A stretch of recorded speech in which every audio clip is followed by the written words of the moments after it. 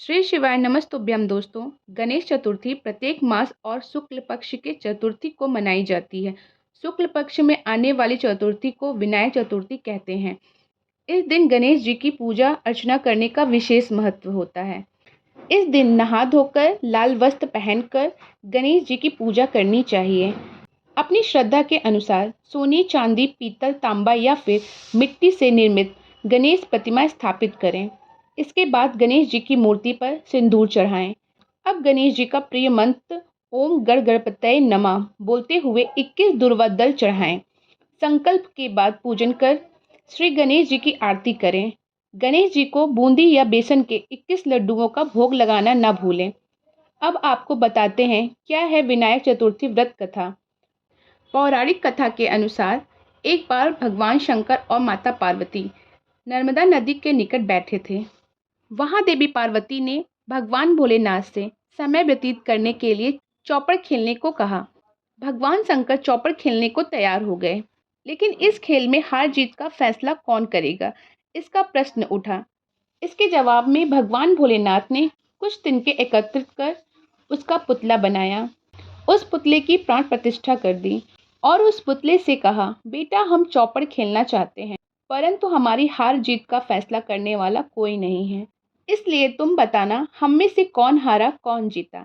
इसके बाद शिव पार्वती ने चौपड़ खेलना शुरू किया। उसमें 3 बार माता पार्वती जीती, लेकिन जब पुतले से पूछा गया तो उसने कहा महादेव जीते। इस पर माता पार्वती बहुत क्रोधित हुई और उन्होंने बालक को कीचड़ में रहने का श्राप दे दिया। बालक उनसे माफ़ी मांगने लगा और बोला कि जानबूझकर ऐसा नहीं किया।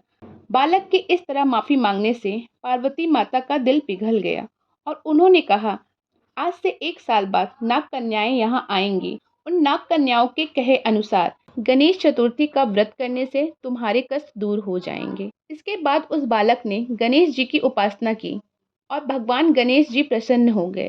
प्रसन्न होकर उससे वर मांगने को कहा। बालक ने बोला, हे भगवान, मुझे इतनी ताकत दे कि मैं अपने माता पिता को देखने कैलाश पर्वत जा सकूं।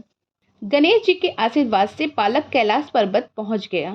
साथ ही चौपड़ खेलने के बाद पार्वती शिव जी से रूठ गई थी। उन्हें मनाने के लिए भी भगवान शिव ने 21 दिन तक गणेश व्रत किया। इतना ही नहीं, पार्वती के मन में अपने पुत्र कार्तिकेय से मिलने की इच्छा जागृत हुई। माता ने भी 21 दिन तक श्री गणेश व्रत किया। इतना ही नहीं, माता पार्वती के मन में अपने पुत्र कार्तिकेय से मिलने की इच्छा जागृत हुई। माता ने भी 21 दिन तक श्री गणेश व्रत किया और दूर्वा, पुष्प और लड्डुओं से श्री गणेश जी का पूजन किया। व्रत के 21वें दिन कार्तिक जी ने स्वयं माता पार्वती से मिलने आए।